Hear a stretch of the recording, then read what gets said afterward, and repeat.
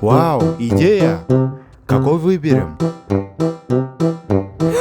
Папа?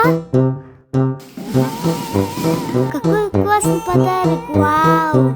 Давайте спрячем его. Что? Только никому не говори. Так где мой подарок? Чего? Папа? Бежим, давайте спрятаться. Чибу, ты где? Я не могу найти тебя.